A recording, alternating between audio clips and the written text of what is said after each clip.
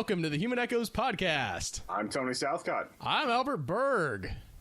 Coming to you again with the video, except this time I'm not in front of Brick. Yes, if you're listening to the audio version, you're way behind the times. No, actually, you gotta sit down and put us like main screen on your giant TV. We got to be prime time for you. I don't know if we're quite high enough resolution for that, Tony. Probably not. We're not in 4K here. Hey, it'd be better not seeing me like full pixels. I got ready today. I've been sick for the last 2 days, so I was like, well, I got to shave and brush my teeth because I've been unable to keep down solid food for 2 solid days, and that hasn't been fun. So I may be a little low energy on this one. Pretty sure AJ gave you that. Yeah, he did, and I'm like, I called into work 2 days in a row, and I'm crossing my fingers that my wife won't get it because I was planning on going back today. So, yeah, that'd be really rough for her just watching the kids alone. Yeah, well, it's really rough for her watching the kids alone anyway. Yeah, but when you're sick, it's like super rough. Yeah. So, why do I have this on in the background? I'm going to minimize that. Totally unprofessional. Nobody heard about that. Today I shaved my head too. That's why it's like probably good it's not in 4K so you can see all the little cuts on the top of my head. But that thing, it's like perfectly basketball right now. Do you cut yourself when you shave? How bad is it? I was mostly in a rush. I was like, oh crap, we're recording 10 minutes. Oh, okay. I was going to say, like, sitting there with a razor on my skull just like trying to scrape it all off. Do you, like, what kind of a razor do you use? Do you use one of those fancy, like, 3-blade razors, or are you, like, a straight, like, plastic Bic man? This is Dollar Shave Club's $6 level. It's the 4-blade. It's nice. It's really nice. I think I use a 3-blade. Okay, so here's the thing. There is a razor called the Wilkinson Sword, and I think it's called a Tech 3. And it's this great off-brand razor that Walmart carried for a long time. And Walmart stopped carrying the Tech 3 and went up to the Tech 5, which I don't like the 5-blade razors because the blades are so close together they catch all the hair and like hold it. You're sitting there like trying to declump. Yeah, so I love the 3-blade, and the Wilkinson Sword is a really, really solid alternative to your other higher end 3-blade razors. But I couldn't get it at Walmart, so I ended up going on Amazon, and they had them like super cheap on Amazon. So I bought like 3 or 4 packs like months ago, and I'm still running through them. I don't replace my razors that often, and they stay really, really nicely sharp. So that's my alternative to the Dollar Shave Club hip people. Yeah. You guys with your Dollar Shave Club stuff, woo. Watch Tony get those guys as a sponsor next week. They're definitely probably going to be a sponsor someday. We just got to make sure we have enough, grizzled men in our audience. Aunt Elizabeth, you can't watch anymore. Dollar Shave Club doesn't apply to you. No, ladies shave too. They just shave different parts. Yeah. Guys are like above the waist, and ladies are, below the waist. Yeah, neck down. Yeah, I guess under the neck as well. Do you ever shave under your armpits, Tony? No, I never have.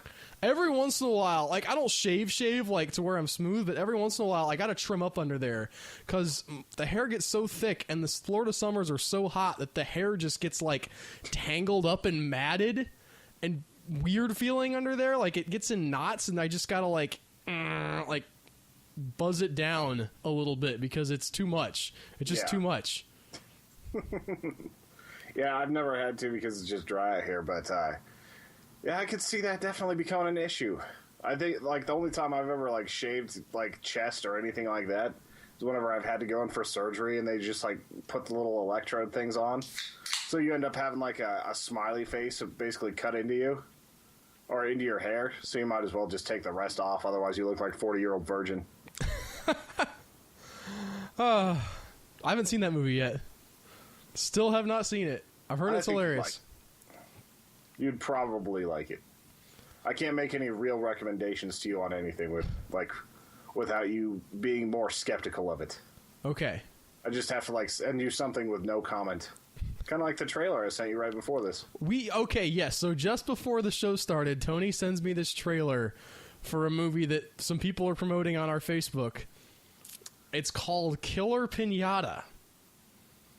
And it is exactly what the title advertises, from the trailer at least. There's a piñata, and it goes on a revenge killing spree, and people have to fight it. For sure. I don't know what there's a great line where they're like, we don't have any weapons, what are we supposed to do? And like they're shooting it with a bow and arrow, and I guess it's like, not a regular piñata that you can just whack. Say that again? Oh, I mean, you usually kill a piñata by hitting it with a stick. Yeah. I'm guessing that doesn't work. I'm sorry, I talked over you, Tony. I didn't hear you. Maybe it's a steel reinforced piñata or something. Who Is knows? it? It's like stainless steel. It looks really good. It looks fun. Yeah. It looks like that they put it was one of those movies where they understood the silliness of the concept, but it looks okay for what it is. You know, if you're gonna make a movie about a killer piñata, this is about as good as it gets. Yeah, you're not going to make any serious film here. You're just going to have fun with it. Yes, but some bad movies are bad, Tony. Like, just nobody ever in the history of the world should ever go watch Paul Bunyan Axe Killer. What is it? Axe Giant? Yeah, Paul Bunyan Axe Giant. That's the worst. It's just awful. It's got so much potential, though. I know. It's a giant Paul Bunyan killer psychopath movie. He has an axe. He's supposed to be giant. He has a big blue ox. No. He does not make a good serial killer. Stick with Jason. Speaking of, it was Friday the 13th yesterday. And yes, and purely by coincidence, I was actually watching those films leading up to Friday the 13th. I had never seen many of them. I saw the first one a while back, and I was like, what is this? This is not Jason. And then I think I've told this story in the podcast before, but I held off on watching the other ones because I heard that, like, he doesn't get the mask at first, and then they're not very good, and I wasn't sure. Like, I was just like, I just want to see the Jason movie. Like, what is the one that encapsulates everything that Jason is? And I didn't know what that was. Jason Takes a Cruise. Is that Jason Takes Manhattan? Yes. I've actually heard that one's pretty bad, Tony, so... Yeah, probably. I don't know that there are any good ones, quote-unquote, good Jason movies. I really liked Freddy vs. Jason. I will... Okay, yes, I kind of like that one, too. I did see that one. I guess I didn't qualify that one as a Jason movie, but I did see Freddy vs. Jason a while back, and I thought that was okay. Yeah. It was kind of fun. Spectacular, but it was fun to watch. But I've just sort of... The Jason movies are movies that you don't have to invest yourself too heavily in. It's just sort of, I'll sit here and I'll watch this, and some people will get killed, and maybe there will be some boobs. And all right, I got what I wanted. And then, you know, you get through with the movie. It's only an hour and a half. You haven't invested that much. Like, the first 10 minutes of that hour and a half are them recapping the previous movie and all the ones I've seen so far. It's like, come on, guys, just make I mean, I understand that it's a sequel, but I've never seen a series that did that, where it's just like, okay, well, we're going to spend like 5 to 10 minutes telling you everything that happened previously. Just a not new episode of Lost or something. Yeah, no, they don't. It is literally like that, where they're just like, well, we have an hour and a half to fill, and we have all these things that Jason's killed. It's only an hour and 20 minutes. Let's recap the previous movie, and then tack on a dumb dream sequence at the end. Which is, I haven't seen all of them, so I'm sure that, I don't know if they all do that, or if they get better later on, but... Who knows?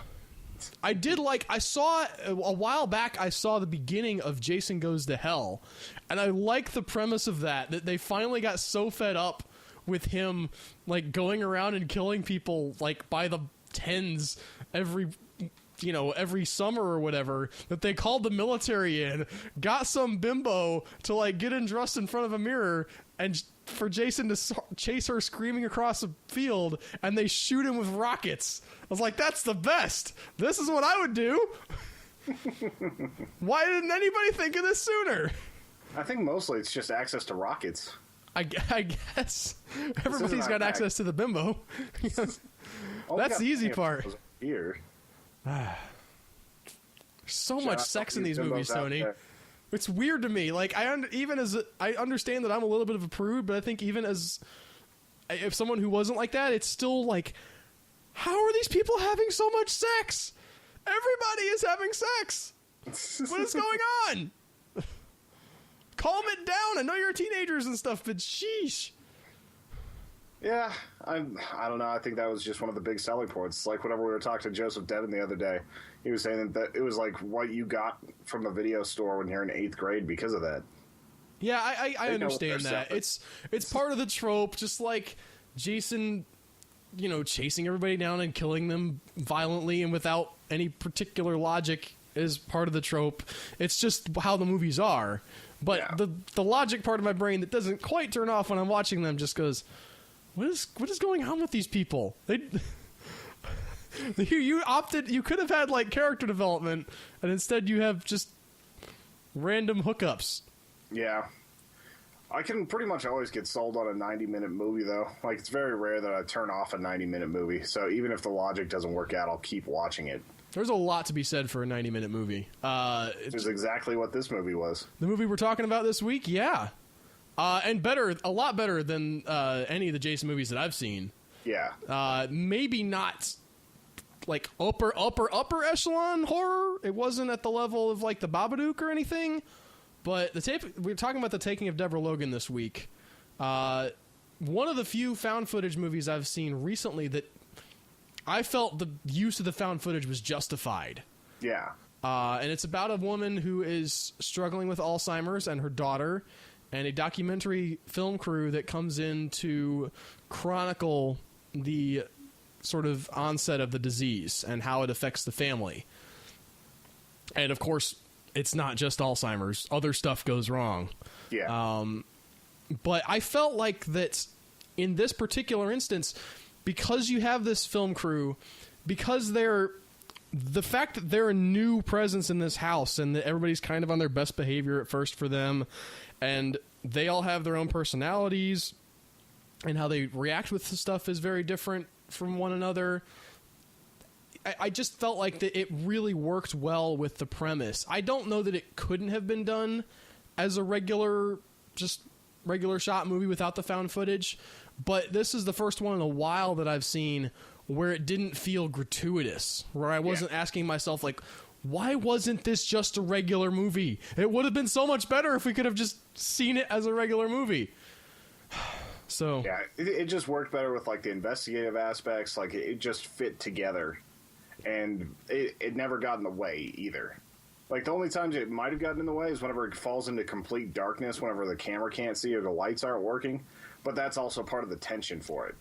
Yeah, I felt like that added to it. I never thought that felt like that there was things that, I mean, regular movies will do that too, where I think that the best, you're talking about darkness, the best scene in this movie, or one of the bests, was in the hospital wing, the abandoned hospital wing where the power's out for some reason. Just accept that. They have this abandoned hospital wing where they turn the power off, and they're hunting through this abandoned wing of the hospital with flashlights because she's escaped from her hospital bed and taken some little girl. And just, I don't know about you, but like when you're in pitch black and the only light you have is a flashlight and your only connection with reality is the beam at the end of that light, that's a pretty scary feeling, even when you're not dealing with an abandoned hospital wing and possibly demon-possessed Alzheimer's patient lady. Yeah. Probably the worst thing I've done with that is I like to do night hikes sometimes just because like the stars are out and it's just a cool, different experience. And we were like 2.5 miles into a hike and we took the wrong fork, so we were kind of lost. And just going through the middle of a forest at night where you're always hearing something moving. Like whether it's the wind rustling something, whether it's like a coyote somewhere in the distance, whether it's a deer, you're always hearing something. Like occasionally you'll put your flashlight into the forest and you just see like the reflection of eyes and then something scurrying off. And whenever you're lost and it's the dark like that, you start to feel your heart, your heart start racing a little bit. You start to get like goosebumps. And it's generally not the funnest feeling in the world, but it's also part of the reason why you do it, because it's exciting and you're probably not going to die because you just wait until morning, worst case. But still, you could be being stalked by like a mountain lion or something like that. Even during the day, the woods are just terrifying. Like, because you'll be walking along and there'll be some like skittering sound in the leaves. It's probably a squirrel or even something smaller, but it's right next to you and you didn't see it, and you never do see it. Whatever it is, just skittered off. in some crazy direction, and all you had was the sound. And at night, that's even worse. Like, what was that? It was like right next to me. The Oh my gosh. scariest thing that I've ever had happen to me while camping was we were sleeping, and I just kept hearing something moving around. It was a lot bigger than what I'm used to hearing move around during camping. And then I heard it press against the tent. Ah. And I heard, like, just, like, sniffing on the tent. And then I start hearing the cooler get chewed on. Oh, And then we no. woke up in the morning. All we found were about 5 different spots of bear scat and a bunch of teeth marks in our cooler. Was your food still there? Some of it. We thought we had locked it deep enough in the truck, but he had gotten on the truck and opened it. Oh, so it wasn't like it was in the back flatbed part of the truck. Yeah, and it was covered with a tarp, and it was locked. We thought that was enough. Or not locked, but... I gotta tell you, Tony, a tarp isn't gonna keep me out. A tarp's certainly gonna keep no bear out. Yeah, but we thought that there wouldn't be enough smell. We just weren't thinking about it. We should have hung it in a tree. Bears are very good. Bears Yeah. will smell things. But that was one That's of a the life scary- motto to live by. Bears will smell things. Yeah. Keep that in mind. It was probably only like a 150-pound black bear, maybe a 200-pound black bear, but it's still scary as hell. I still don't want to deal. I mean, if I have to go up against a bear, I guess I'd rather it be one of those than a grizzly. But sheesh, man, like that's not a good time. Yeah, it's one of those things where it's like, yeah, you might have some weight on it, but it's so much stronger than you. It's ridiculous. It's like chimpanzees. Like a chimp, like you would think that, like, by their size and everything, that humans should be able to, like, take on a chimp, and it's not even close. Well, they're so frenzied too, right? Like they get wild. They have no restrictions. It's like a girl fight, only like worse. Yeah, except they go straight for the appendages and actually tear them off instead of just, like, pulling the hair. Yeah. They don't care about punching you. They're just they'll gonna just bite your finger off, and you're gonna lay there and scream, and they'll bite all your other fingers off. Yeah, and if And they your do nose. start punching you, it's that frenzied, like, over-the-top, like, craziness. And they're used to, like, pulling their body weight through the trees, so they're just going to be hitting you so much harder. You learn nothing else from this podcast. Learn that chimpanzees are terrifying. Just animals in general. Just stay inside, people. Do what we do. Lock the doors. Stay inside. Get one of them grocery delivery services. You'll be okay. Get a sunlight. Take some vitamin D. Get on your Always treadmill. D. Anyway, we got off track from the story, though, Tony. Yeah. So the basic, this takes a very mostly predictable path as far as what you would expect. They're investigating this Alzheimer's patient, Deborah Logan. She's very nice at first. I kind of kept trying to make her be creepy when she wasn't being creepy. Like in my mind, maybe I kept trying to feel that, like maybe but no, actually she seems like a very nice old lady, kind of proper. Yeah, she's very composed, very polite, very old-fashioned. Yeah, and that kind of gets in the, that's part of the story too, where her daughter's a lesbian, and they don't. I like that they didn't make that a huge deal. That they hit it a little bit with her backstory with the mom, and also there's this little bit of something between her and the police officer, the other female police officer, where they don't make it a big deal. It's just sort of like, if you're paying attention and you want to see it, they probably had a thing at some point. Yeah, and most movies aren't great about subtext with those sorts of things. They're usually trying to show you everything. And this movie really did subtext so well, because between that and also, and I'm not going to spoil anything, but the ending could have been a lot more over the top. I'm talking about the very, very ending. Yeah. And it was just this little hint of something that if you were paying attention earlier in the film and you remember what the guy said about what the thing did, Yeah. then it would, like, it played in, but they didn't make it they weren't big and flashy about it, and no, like, eyes turned some different color, or like lightning struck in the background or something, or some snake slithered over the person's shoulder. It was none of that. It was just a look, and then you're done. And it's like, if you were paying attention, you can guess this is probably what went on there, but they didn't shove it down your very throat. Intentional what they're showing you there, but I don't know, just like that. The way that they built her up, like, probably the creepiest scene in the early part of the movie is just her sitting there playing piano. that scene like stuck with me a little bit. Like, I don't know if you remember the one I'm talking about, but she's just sitting there, and it's like when her hair is starting to get a little bit crazy, she's starting to get a little bit thinner, and she's just like looking at the camera playing piano.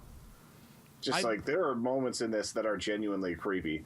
It's probably, I would say that it's scarier than the Babadook, but it's still not the scariest movie we've watched. Yeah, But it wasn't. There was some good moments of tension. I thought it handled it well. It wasn't. I was able to handle it, and I'm a little bit of a wuss, so put that on your meter. However, I didn't think it was over the top scary. It was tense. They handled the suspense really well, and the story, I think, carried a lot of the weight of what could have been jump scares and things. Yeah. There are a couple, I think, that are maybe a little bit fake outy, but most of the, what you get from the story is legitimate, just building tension and character interactions. It's really, at its core, it's a story about the mother and the daughter. Yeah. And the mom and the daughter, they have their history where, like we said, the daughter's sort of not completely accepted by the mom, but you get the idea that she still accepts her as her daughter. That she's like, all right, you're still my daughter. You can come and take care of me. I don't approve of what you're doing, but I've come to terms with that. She doesn't approve of are kind of funny. She's like, "Oh, is that your dad's old shirt?" Just little things like that because she dresses a little bit butch. And that was a great thing too, in that they kind of laid that groundwork before they. I didn't even know 100% that they were going to say this character's a lesbian. I didn't know if they were going to come out with that, or if they were just going to sort of let the subtext speak for itself and let you figure it out. And not that was a problem that they did eventually bring it out, because I thought it sort of fleshed out their characters a little bit better when they described, she sent her off to boarding school and she found out that she was into the ladies. But they built that up in a very believable, subtle way, where it wasn't just she has like some short punk haircut and a bunch of tattoos and like a nose ring and like, I'm a lesbian, I hate men, or whatever. It wasn't like she wasn't some caricature. She was just she was a real character in the story, and all of them were real characters. Like I said, the mom wasn't some caricature of some like overbearing, puritanical. She had that, but you also got the idea that okay, she has this, she is very much proper and old-fashioned, but she's still a nice lady. You can still get why this daughter loves her mom, and even though they've had their differences and stuff, she still wants her to have the best. She still hates to see her in decline. She's not like, good, I'm glad you have Alzheimer's, I'm glad you're going through this. No, they both still love each other, and they have their differences, and they have their pasts that they are they both have problems with, but it's it's really well put together characters. Strength. They show a lot of strength from Deborah Logan, especially whenever you look at what happened. Like, it was like 1965 or 68 or something. Her daughter was 2. Her husband dies of a pulmonary embolism, and she's got to raise the kid on her own. Got to pay all the bills. Got to do what she has to do to make sure that it works. Well, and she starts her own business at the same time, so she's like running her own switchboard, like a private switchboard, which I didn't know was a thing. I'm still not 100% sure it's a real thing, but I bought into it in the movie. At least I thought that it was believable enough in the context of the film that she has this switchboard, and that plays in later when the haunting starts coming up. She goes up in the attic in one of her possessed fugue states or whatever, and starts trying to connect a call to something that's somehow lit up. There's some of the stuff in this, the supernatural elements, that I didn't fully understand. Like, I thought that they went a little bit too far into we're gonna be creepy here. Yeah. Like with her getting up on warping up onto the counter. I didn't see what purpose that served. I think the only purpose it served was that the camera people started seeing that there was something else going on. That was like the first time it really started going into the supernatural elements of the movie. I guess that guy was just like, you either have to pay me double or I'm leaving. And eventually he is out. He just leaves. And they don't do a lot of. Like I said, I brought this up earlier, but it's interesting that the characters of the documentary crew all really seem to get their due, and especially that guy being more superstitious, and like he's sort of pushing. He brings in some footage at some point in the movie to show like this is why I'm freaked out by these people. And he doesn't even say anything for some of it, but he's just like, look at these pictures she's drawing, they're really weird. Yeah. So I like that they were a major part of what the film was doing. They had one of the funnier lines I've seen for a little bit. Like, one of the camera people is a little bit bigger black guy, and like they're trying to go in the attic, and the girls are like, "We talked about this. You go first." And it's like white people in their attics and basements. I like that too. Oh, that was good. I don't have an attic. Well, I have like one of those like lame attics that just has full of insulation, but I don't have like an attic. I kind of wish that I did. But it's Florida, and you got to insulate everything because it's freaking hot. Yeah, and if you were to turn that attic into like a room where you put down a bunch of boards and everything, I'm sure it would just be murder in the summertime. Yeah, well, and the other thing is you don't have to do basements in Florida, because normally the reason you do basements is because you have to dig down below the frost line with your foundation, and by the time you get down there, it's like, well, why don't we just do a basement instead of filling this with concrete? Yeah. So that's not a problem for us because our frost line's like 3 inches below the soil. Yeah. Out here, everybody's got basements. It's kind of nice. Like, everybody turns them into like a big den and bar area. Like, whenever I was a kid, my dad and I was like 10 whenever we did this, so I was helping as much as a 10-year-old can with construction. And like, we set up his den, which had a pool table, a hot tub, like a big screen TV, all this other stuff. It was so awesome. I loved that room. Went from just like concrete to like this awesome den in less than a month. I'm going to be a complete white person and say people with basements are super lucky. I love basements. I love attics. Basements and attics both. My grandparents' old house had both basement and attic, and they were amazing. It's just like, it's something, especially the attic, is something creepy about going up into an attic, because you store all your old stuff up in there. And I know it's a standard horror movie trope, but who doesn't get a little bit creeped out when you're going up into an attic? Yeah. And who didn't, maybe not me, but like, I always dreamed if I lived in a house with an attic, that would be my room. Especially as a kid, just like, you got the slanting walls, like... Especially if you got one of those cool windows that like every horror movie attic has. Oh, like at the end? Or just... Yeah. Oh, yes. My grandma's house had that. I don't know if it was a cool shape or anything, but it's just a big window that let in sunlight into the whole attic, and they're just cool spaces, man. Yeah. And big, I'd too. like to turn something like that into like an office for writing or something. Oh, man. That's my dream. Writing loft is some kind of attic somewhere. The big window, like it's up high and you're looking down and you got your desk there by the... Oh. Yeah. Gotta have dreams. Not in this house. This is a nice house, though. A beautiful house. I'm not complaining about my house at all. I don't want to... Yeah, especially for what you're paying. We won't say what you're paying for that, but I'm sure most people in this country would be floored by it. It's a crappy neighborhood. It's not a crappy neighborhood. Like, it's a nothing town. You know, if you go to Idaho or something, you know, you don't, unless you're in some big city. Is there a big city in Idaho? Coeur d'Alene's pretty small. Like, I don't even know what the capital of Idaho is. Pretty sure it's Boise. Okay, yes, you're right. Boise, Idaho. Yeah. I'm sure that's a decent-sized town, at least 200,000. But what I'm saying is, like, you go to, like, the less fun areas of the country, housing gets super cheap. There's just nothing to do once you're living there. Yeah. So that's why a place like Lincoln, Nebraska would be all right, because they actually have a lot of like the movie stuff. They've got a fair amount of like music and all that coming through there, and it's still pretty cheap. I haven't looked into Lincoln, Nebraska, but I'll take your word for it. Yeah. Anyway, I did want to touch on a couple more things with Deborah Logan. Not to get into a spoiler, but I was surprised how far they took the snake aspect at the end. Yeah. Not necessarily the most shocking thing I've ever seen in a film, but it shocked me more than most things I've seen in a film. I guess everything, like, you didn't really see any like full transformations happening with certain things. Right, and it was even though you were seeing supernatural stuff kind of going off, and you knew this is obviously not just Alzheimer's,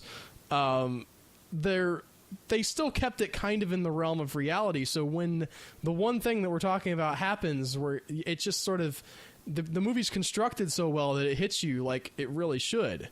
And I think that that's something that a lot of movies get wrong, is that they use big special effects and fun stuff, and they're like, I call it fun stuff, but you know what I'm saying, like whoa, I can't believe that, and they see that in a film like, let's say, Deborah Logan, and they say, wow, everybody, I like that in Deborah Logan, I'll put that in my film in the first 5 minutes. Yeah. And you don't understand that, like, that's a payoff to get to as sort of as a reward for going through all this story and building and, you know, putting this stuff together. So yeah, definitely. Like, it's so jarring. I'd seen an animated GIF of what you're talking about before, but I didn't know it was part of this movie. So I was like, oh, I know that, and that's horrifying, and what the, et cetera, et cetera, et cetera. It's very, very good, though. Like, and it's one of the only times where it kind of goes beyond practical effects. I don't even know for sure that it did. I don't know. I mean, you've showed me some pretty incredible practical effects, Tony.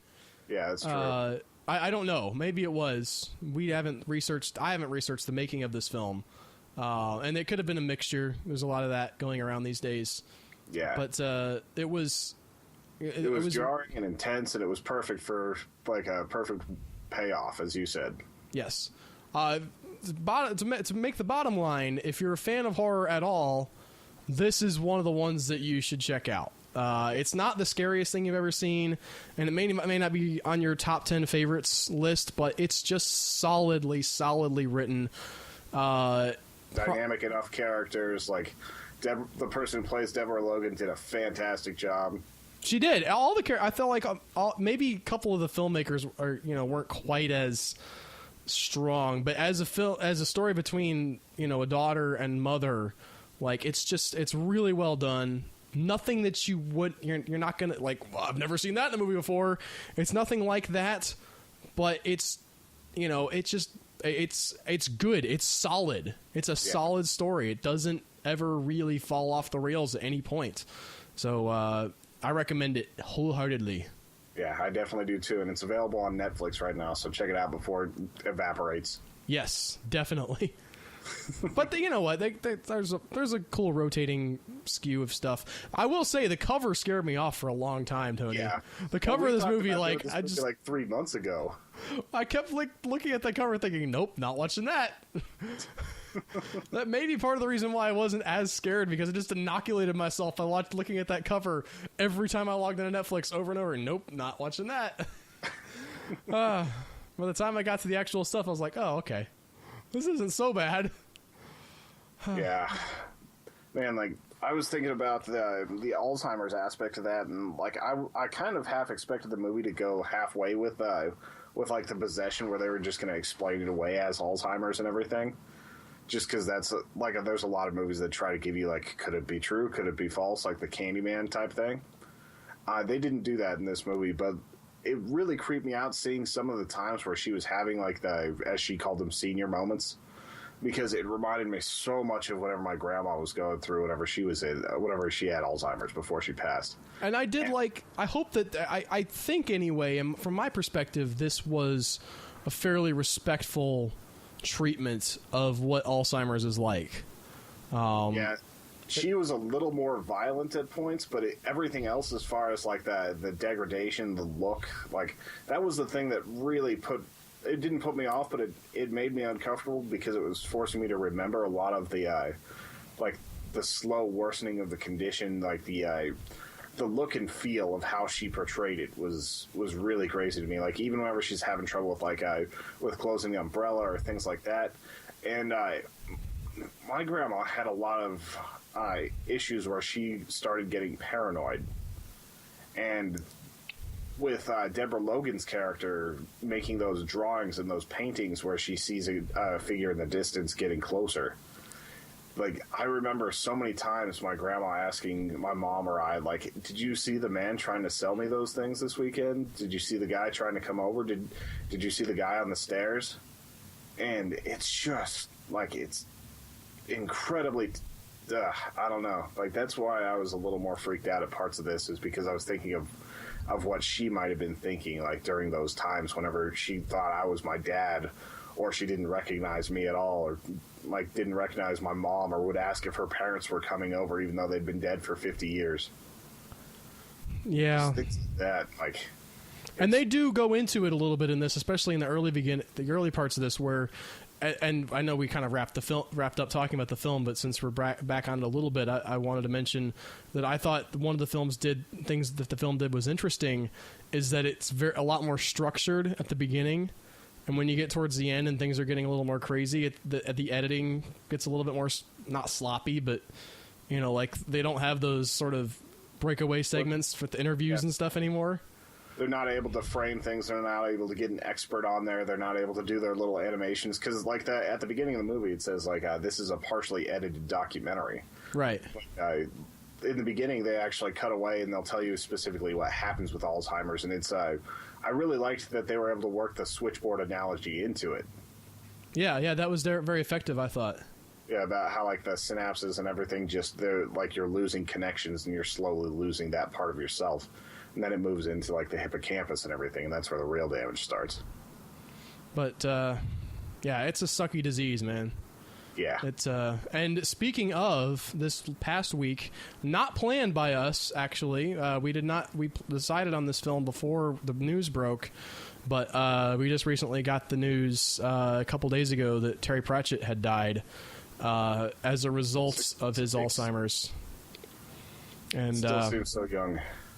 It does seem so young, especially because I know you didn't read many of his books or any of his books yet, Tony, but I have a couple of them that I bought off of Audible, so it's probably going to be my next project. Do you have The Reaper Man? I don't. Okay, well, that's a really good one. I don't know how much that one would cost you. And it's a weird thing to say, talking about his death, but Terry Pratchett wrote about death a lot. Death is a character. Yeah. The Reaper. Death is the all caps character. Yes, and it's interesting to me, especially now dealing with his death and the reality of death versus the fictional death.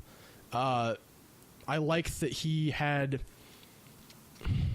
that he brought so much humanity to the idea of death. He said we've made this into something like ourselves. We gave it a face, we gave it a voice and a body because we sort of identified with it in some way, and so he brought that into his universe of Discworld.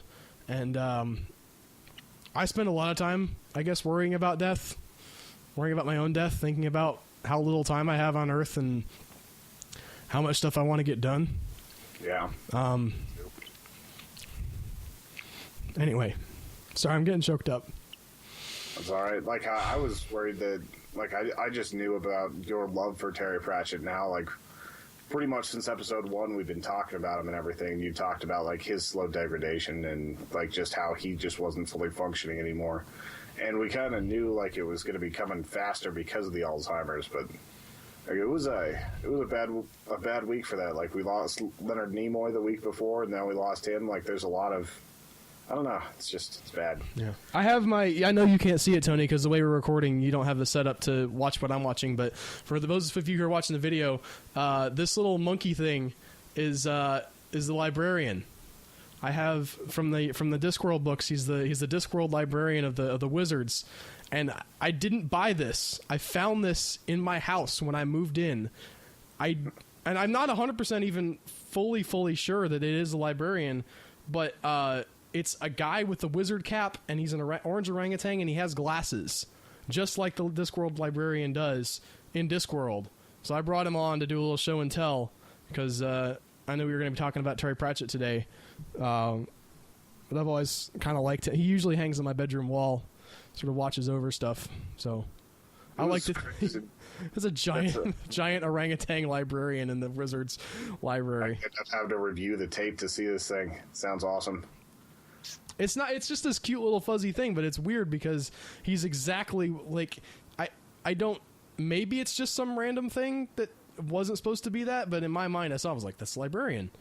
How did this end up in my house that I bought? So, it was very cool. For sure. And I was I knew he was popular, but my entire Twitter feed exploded yesterday with stuff about Pratchett.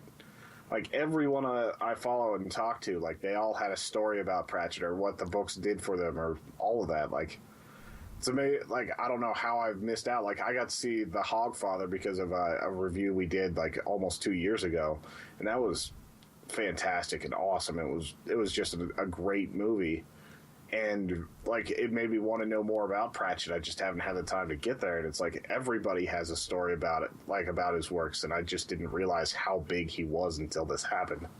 Well, he was behind J.K. Rowling. He was the highest paid UK author that there was. So even more popular, at least sales wise, than Neil Gaiman. Although was also more prolific. I think he had 70 books, if you can believe that. And he was only 66. And if you subtract 20 years when he probably wasn't writing up until basically he was writing 2 books a year, every year.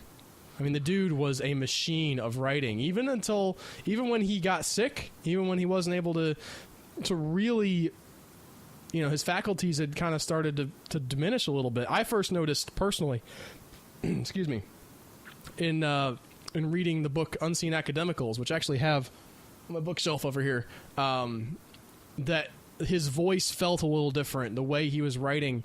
And I found out that due to the Alzheimer's, he was using a dictation software rather than typing because he'd basically lost the ability to type.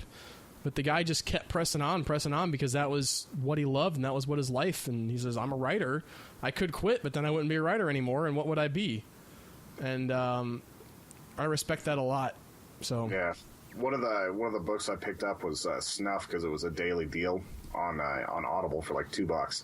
And I know you said that was a little bit post Alzheimer's, so I'm probably going to start with something else. I would start earlier. I didn't probably go with the Reaper Man. What was the one he did with Neil Gaiman? Neil Gaiman was Good Omens.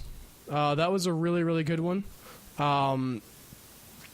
I recommend people read my personal favorites, so you guys can argue with me if you don't like these or whatever, but personal favorites, Reaper Man, Night Watch, Thief of Time, and you can mix and match any of the Witches books practically. The later ones are a little bit better, I think. Lords and Ladies was really good.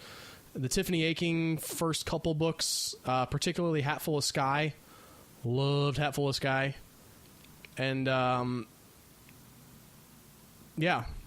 So, we still got his books. Somber on you guys there for a little bit. Well, you know what? It can't all be fun and levity. And this is not a podcast where we try to, I mean, we do comedy, quote unquote, I guess. We try to be fun from time to time, but I don't think we have a mandate to, like, it always has to be fun and lighthearted. This is life. We're giving you guys insight into our lives and talking about what life is like. And there's been a lot of celebrity deaths, seems like recently. Maybe it's just that we're getting older, Tony. People we know now are passing away. Celebrities are dying, not the ones that our parents cared about. Yeah. And so, but I mean, for me, this hit harder than Nimoy. I'm just gonna say I'm not a big Trekkie. I'm not dissing Leonard Nimoy. Please don't understand. Please don't misunderstand me. One of your favorite sci-fi movies of all time is Wrath of Khan. So yes, well, that's a great movie. But I'm saying, like, Terry Pratchett changed the way I thought about everything. I mean, reading his books influenced my philosophy of life. And the way I approached, skepticism and hope and, belief and all that stuff. Like, it got inside my head in a way that not a lot of writers have. He just had such a way about him of bringing ideas to you and sort of saying, here's this idea. You can take it or leave it. It's fun. Maybe it's not true. Maybe it is. Like, he never felt like you were being preached at too much. Even when you maybe were a little bit, he was still just sort of saying, well, okay, this is a sermon, but at least I've made it fun. So if you don't like what I'm saying in the sermon, maybe you can enjoy it anyway. Yeah. And he used comedy, I think, a lot. People just think of him. I don't think people, maybe more people do than I'm giving credit to, but it seems like before now I've heard a lot of people talk about how funny his stuff was. And it was, but he also had some very, very big ideas that he was trying to get across. And I remember the first time I read anything from him, it was his talk about how, like, being poor, you're basically kept institutionally poor because of the price of shoes and things like that. Like the philosophy behind some of the stuff he said was really, really insightful. And even watching Hogfather, that ending scene where he talks about having to believe the little things before you believe the big things. I mean, that's in a kid's movie. Yeah. You know, it's in a 2-part Christmas special about, you know, death taking over for Santa Claus. But at the end there, you get this, like, it all wraps up and it tells you there's a purpose to all this. It's to tell you that believing the things that you may not necessarily be concrete and physically true are still important to make us human. Yeah. Believing in mercy and truth and love and things that do not technically exist in some scientific sense of the word is still important. And yeah. To have that kind of idea in something that you might argue is frivolous and silly, and plus all the mythology, that's a great TV special. That's the best adaptation of anything Terry Pratchett in my mind. And partly because it doesn't shy away from those ideas. It brings that to the table and says, hey, this is fun and it's funny, but it also has something to say. And I mean, that you could have possibly as a writer no higher calling than to have something to say, but to say it in a way that people enjoy. And doesn't feel like I'm just beating you over the head with this anvil of philosophy. Global warming! Believe in global warming! Yeah, some Ayn Rand style stuff. Yeah. So, anyway, we'll get off of that because I don't want to spend forever on that, but it's sad. But his work is still there, and those of you who haven't seen it, Tony, I know you haven't read everything he's done, and maybe some of you haven't either. It's still out there. You know, you can still go and read what he thought and what he said and how he wanted his character, said things through his characters. So I highly recommend his stuff. And by the way, as a sort of even more a little bit hopeful note, his daughter lives on, Rhianna Pratchett, and I'm playing through Tomb Raider now, which is a game that she wrote. So she's the new Tomb Raider for 360. Yes, and I guess it's on Xbox One now as well. But she's a writer, and she's in the video game medium, but she's continuing on with her own legacy, and that's exciting to see. It's exciting to see a parent that was able to influence their child to, I don't know what kind of relationship they have. I assume it's good, because that she's talked, he's sort of left her to manage the Discworld empire after he's gone, but awesome. It's cool to see that a parent has that kind of impact on their kid where they're like, I want to do something like that, but different, not the same thing. Well, it's also hard to impart that whenever you've got all the wealth that you could ever need for your daughter, and to give her the drive to actually get past all the initial the fears, all that sort of stuff, to force your way into an industry that's hard to get into, like video gaming. So there's got to be a lot of drive and a lot of a love for the craft that's harder to impart whenever you're rich. Possibly. That's a whole different discussion too. And even even when you're not rich, but I've been thinking about this just today actually in parenting. There is, as a parent, I'm going to segue out of the Terry Pratchett thing, but as a parent, you have this desire to make your child happy, right? You want your kid to be happy. You want to give them the stuff that they want. But at some level, you also know that's not good for them to always have everything that they want. And it's this weird juxtaposition to be like, I could afford to buy you the chicken nuggets you want. There's no actual reason why I shouldn't, but maybe I'm just not going to because it would be good for you not to have something. That's a tough line to follow, where you don't want to be, you can't have anything. You go stay in your room and there's nothing in your room and all day long you stay there. But it's this weird line to walk that you want to. It's the Matrix, right? You know that whole thing in the Matrix where they made the one Matrix that was perfect and good and wonderful and nobody believed it. They had to put sorrow and suffering back in the world because people couldn't take everything being sunshine and rainbows. That's parenting, basically. You got to make the Matrix be a little bit sucky if you want to make good kids. Architect of your own kid's Matrix. I'm looking at my little list of things here, Tony, trying to transition out of Terry Pratchett. And the best thing I can think of, the most drastically different thing on this list that we haven't talked about already, is the news that Tim Burton is going to direct a live-action Dumbo. I don't know about I don't you. know about this, man. No, this is right up Tim Burton's alley, okay? This is, first of all, Elephants on Parade. You know that he wants to direct that. You know he's got to direct pink elephants dancing around in a dream sequence. Live action. That's got to be like a lifelong dream of his. Probably. I could definitely see that. But also... Isn't that sign for gay Republicans? What? Isn't that like the logo for gay Republicans? Pink elephants? Yeah. I don't know. I'm not a gay Republican, so... It's a little too on the nose, probably. But why is that the topic we switched to all of a sudden? No, I think I was remembering a Simpsons segment like somewhere down the line. Okay. Anyway, it's right in his wheelhouse with the whole, misfit outsider, like everybody makes fun of him, but then he turns out to be awesome in the end through the help of his, weird and eccentric friends because of his difference. Like that is Tim Burton's like dream right there. That is everything that he belongs to. Yeah. It's been so long I can't remember a thing about Dumbo. Oh, really? Yeah, he flies at the end, Tony. Once when I was like 5. They had the ethnic crows, and they help him fly. The ethnic crows. I seen a housefly. I seen all that too. I seen a rubber band. I seen a peanut stand. I seen a needle that winked its eye, etc. I love at the end. Did you ever see the movie Operation Dumbo Drop? I did. I love at the end of that song, with the end of that movie, when they play the "I'll see it when I see an elephant fly" song. That's so much fun. Anyway, did we ever get any questions, Tony? I can't tell from here. Oh, you're over in your computer, and I'm not sending my our phone and laptop. check. Do you have your cell phone? Get your cell I phone. left it over there.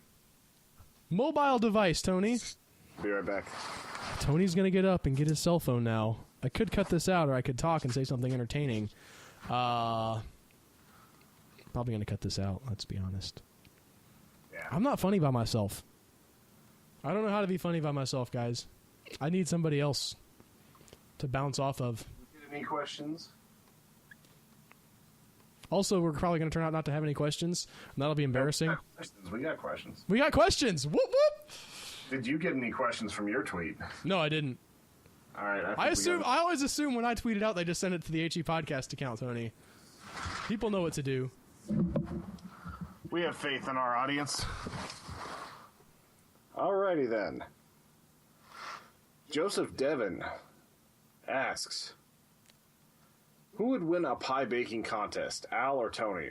Assuming both are sufficiently motivated, let's say the winner gets $12 million. I would win.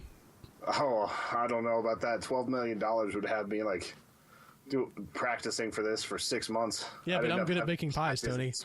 What's that? I said yes, but I'm good at baking pies. I've made some damn good pudding pies in my life. Pudding pie? Oh, come on. That does not count. Made some good pot pies. If anybody's like, it's got to be a dessert pie. There's got to be fruit in it, all right? I don't deal with fruit pies. Fruit pies are gross. What are you going to make then? I'd make like a chocolate pie. That is not a pie. That's like maybe you just pour like chocolate pudding in a cherry pie. I'm going to win this contest. Tony's going to make like some chocolate pudding pie, and I'm going to like bust out the strawberry rhubarb goodness, y'all. Yeah, it's going to be all on. I'm going to lattice that. I'm going to hand make a lattice thing to put on top of there. I'm going to $12 million richer, baby. It's all right. Chocolate pudding pie. Yeah. I'd make a better pie because fruit doesn't belong in pies. What? No, apple pie. Yes, it does. Mediocre. You're not having a good apple pie, Tony.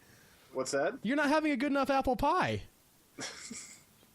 It's always like, I don't know, like every apple pie I've ever had, the apples are just like congealed and weird. I have an embarrassing story about making a pie. Oh, yeah? Yeah, like, okay. So I decided there was a girl that I was kind of sweet on a while back, like when I was 18 or 19 or something. I knew this was going to be a courtship story. Yeah, well, okay, so I decided to bake her a pie. And I go through and I like make the dough, or maybe I bought like a dough in a can or something. But I put it together, and before I baked it, I was like, I'm kind of sweet on this girl. I'm gonna like carve a heart into the top of the pie. And I did it, and then I was like, I'm not sure I really wanted to do that. And so like I kind of smudged the dough back together. I was like rubbed over the heart that I'd cut in, and I was like, I can't see it anymore. It's okay. And I baked it, and the heart was baked right back out. It was just like... It was meant to be. Luckily, she was okay with it. She didn't freak out and be like, why'd you bake a heart in my pie? She did not necessarily, like, 100% jump on board with the romance aspect. But it worked out. It was not that embarrassing. It wasn't like she was, how dare you? What is wrong with you, you weirdo? But she told me that if I had carved "I love you" into the pie, that would be inappropriate. I was like, I know, I'm not that dumb. Yeah, because that's more like a Valentine. You're allowed to use that sort of thing when you try to be sweet. But if you're like, if you're trying to like court someone and it's like, I love you so much, it's just like some social awkwardness. I was dating that girl. That was the one time I said I was dating her, and I said I love you, and she didn't say it back, and I was like, oh. Okay. Like, that was a little disappointing. That was cool that she didn't, like, she was just like, nah, I don't feel that. Sorry, man. We're cool friends and I like you and everything, but no. So I'm glad that she was honest. Yeah, no, she was. And she was very cool because she was a little bit older than me and she'd been through a couple of relationships, so she wasn't like, she sort of knew the drill. And I was a little bit younger, and she sort of made allowances for that, me being dumb and stupid and young. Yeah. But she, she's just like, we hang out, we have fun, and I understand that you kind of like me more than I like you, but that's not how it is. So that was cool. I think that that's very important. I think that people not telling each other how they feel about relationships is a big problem with relationships. Like, if you like someone, that people complain about the friend zone, but you don't have to be in the friend zone. You can just not hang out with that person. I did that with my wife when I was dating my wife. I said, I told her up front, I was like, look, I am interested in you romantically. Okay. And she was like, well, I've got a guy that some other dude that's asked me to marry him, and he's not here right now, but we're going to make it work and everything. And I was like, okay, but I just want you to understand, I'm not going to like go out of my way to hang out with you or whatever. We'll still be friends and stuff. I'm not going to like avoid you like you have the cooties or something, but just so you know, my intentions towards you are romantic, and I intend to get you away from that other guy and get you to this guy. And eventually it worked out. But I think people are too scared to do that with their relationships, where they're like, too afraid to disappoint people anymore. Well, or they're too afraid to like, well, she hangs out with me at least now. Like, that's not what you want. Don't just like torture yourself if you're wanting to have a romantic relationship with someone and they don't want to have a romantic relationship with you. Don't just go along for the friendship ride if that's not what you're into. There's nothing, and I want to be clear, it's fine to be friends with girls. Okay, don't take this as some guys are just like, I guess they want every girl to be into them sexually. I don't know. There's a whole men's rights red pill weirdness that goes on where people are just like, you gotta, telling everybody how to, like, it's okay to be friends with a girl. That's fine. They're still human beings. But sometimes you're interested in more than that. And if you are interested in more than that, then at some point you need to be clear. And if that's not what you're getting, then maybe you shouldn't beat yourself up and just hang out with the same person forever, beating yourself up about the fact that they don't like you. That was me from like 19 to 20, just like trying to hang out with girls and like trying to get them to like me by being like really nice, et cetera, et cetera. And then by the time I was 21, like I stopped caring about that and I kept them as friends and just moved on. And like those friendships got a lot better whenever I stopped trying to make it something that it wasn't. And I think that's a misconception too. People talk about, people being nice or whatever. Like, there's nice and then there's pushover, right? Yeah. Again, you should say what you want from a relationship. That's not you're not winning any points by being, a sort of drying rack or what's the word I'm looking for? Bath towel, wet towel, something, a limp noodle. Just doing whatever she wants to do is not being nice. You still need to be a person and take a little responsibility and a little bit charge. Anyway, and I guess some of this advice applies to women too. I'm a guy, so I kind of know what it is from the guy perspective. And because of some weird irony, whenever you start going another direction, that's whenever they start wanting to make it more romantic. At least that's my experience. I haven't had that much experience with that, Tony.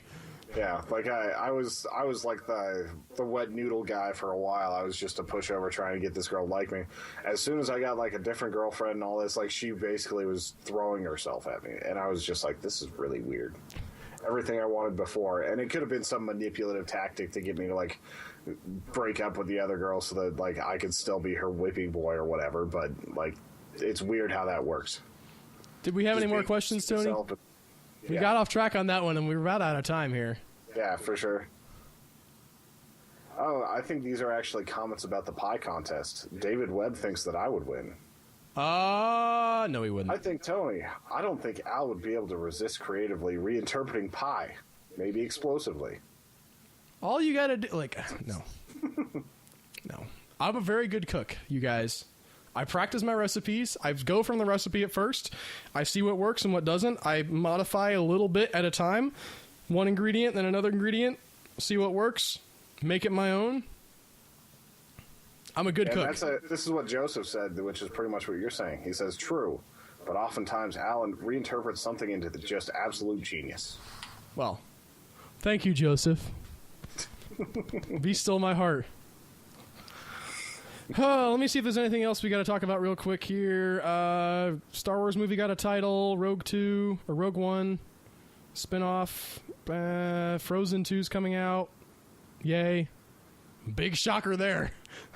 That was just one of those things when Disney comes out, announces the sun will come up tomorrow. Also Frozen 2. Guys, yes, we understand. You made $1 bazillion. You're gonna make another one. Also toys. New outfits for all the princesses. Merchandise. It's in Spaceballs. Merchandising. They never actually did merchandise Spaceball, though, Tony. Do you know why? I can't remember why. I know you told me once. Mel Brooks got specific permission from George Lucas to make Spaceballs, and George Lucas said, all right, that's cool, but you can't make any toys. Because George Lucas was making a ton of money off of toys. That's, I think, the genius thing of what Disney is doing with all of their acquisitions, which a lot of people don't talk about, but Pixar, Marvel, and Star Wars all have very, very strong toy line potentials. Yeah. I mean, a ton. Too, because they can fit everyone into that that Disney Infinity game. They can make action figures, plushies. They could do anything they want. There's just so much potential, even for adults. Yeah, I'm not 100% sure how that works with somebody like Marvel, because did they buy all of Marvel, or is it just Marvel Studios? I'm not entirely sure. I feel bad that I don't know. I don't know if they actually own the whole company or if it's just the production studios. At this point, it seems like the studio's basically 90% of the company anyway. But you do see Marvel characters in licensed games and stuff from Disney. That's true. So anyway, the point being, Disney is some gray area where they're splitting things heavily into the toy game. Probably 90% of the reason they're making Star Wars movies is so they can make more toys. For the that's where they're going to make their money. How much did they spend on Star Wars? I don't. It was over $1 billion. It was several $1 billion, and they're not going to make that on the first or second or third or fourth movie. I mean, if just for looking at the profits for the movies, they're going to be a while down the road before they make that back. But that toy merchandising stuff, they will make that back with toys. Guaranteeing to you. Well, they're in it for the long game anyway. Well, yeah, Disney's just genius.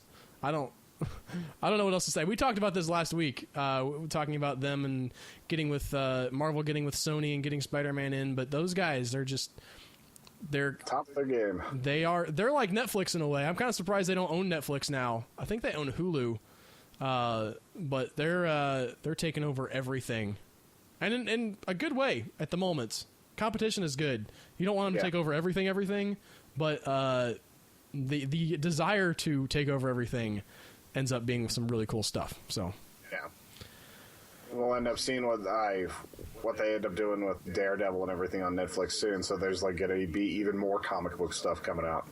What movie are we talking about next week, Tony? Next week we are talking about Nightcrawler. Yes, we are. It is finally in the red box. I know I ranted and raved about how great it was when it first came out, but I don't think... Have you seen it, Tony? I have not. I keep trying to convince like people to watch it with me, and they're like, no. And so I end up having to watch whatever movie they have on hand, and it's never been Nightcrawler. Well, now you have an excuse to be like, guys, I guess we kind of have to watch Nightcrawler now because I have this podcast thing. Whatever. I hope you don't mind. And then watch a mind-blowingly awesome movie. So. Now I'm sad that that's me. I'm sad that I went to the theater and saw it and there was like 2 other people there. That was disappointing. Hey, it got its respect. It kinda, Tony. Sure. It almost got an Academy Award. Jake Gyllenhaal should have been nominated for that role. He should have been. That's all I've got to say. Yeah, probably. We'll but see. Make my judgment next week. Anyway, next week we'll be watching Nightcrawler. Until then, you guys can support us. If you like the show, go to humanechoes.com, click on the subscribe link, drop us $1 or $2 or $5 because we need it to keep the doors open. We need to be able to see movies. You guys are keeping us in movies. Come on now. And games and video content and all this stuff. Everything's expanding. A lot of it comes out of our own pocket, honestly, for the video podcast stuff and things like that. But if you want to help support the podcast, every little bit helps. We also have our YouTube channel. You can go and check out the videos that we're putting on, the video podcast, some other video game reviews, some other exciting new stuff that we've got. Constantly trying to think of new ideas to drive views to that. And I sometimes get discouraged. Priority and Default has more views on his videos than I do, Tony. Makes me sad. Why you gotta be beating me up, Priority and Default? Videos with commas on them for your reviews and everything. Yeah, there's a few of those. So, go watch the silent reviews; those are fun. And I need to work on another one of those. My favorite thing on that channel. We've got a lot of cool stuff on there, but make sure you also check out the writersarena.com. Yes. We'll be starting up our next week. After this one, it'll be Joseph Devin versus someone I can't remember. So, someone I can't remember, I hope you're formidable. Bring your A game. Joseph's a good opponent. So I think he sometimes has a harder task than we do, because whenever I'm doing I'm setting the schedule and I'm looking at who's who's going against who, trying to figure stuff out. It's generally the person who was the best entrant for that series ends up against him for some reason. So he's got his record's been shot up a little bit by some awesome people. Oh well. Yep. We need to have a arena off, all of the arena regulars do a bracket challenge and go down to the wire, see who is the ultimate arena writer. That would be pretty awesome. I'm sure Joseph has that on his list of ideas somewhere, but yeah, we've talked about it before. Trying to make a 16-person tournament, or just the 4 of us doing something. It would definitely be a stressful month, but if we made it Flash Fiction, we could make it pretty interesting, I think. It wouldn't have to be in 1 month. Jeez. 1 month? I hate this idea. Go back. Well, I'm saying it would be the first week would be you versus Joseph. Second week would be me versus Brophy. And then third week would be the winner squaring off. I guess that would work.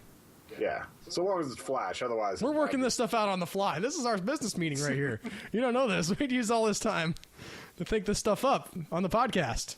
You're in on the inside. Sometimes we're in the juicy meat stuff happening here. So, yeah. Anyway, you guys check out humanechoes.com. Check out the Writers Arena. Check out the PayPal link. Hint, hint. And have an excellent week. We will see you next time. Bye, guys. Bye.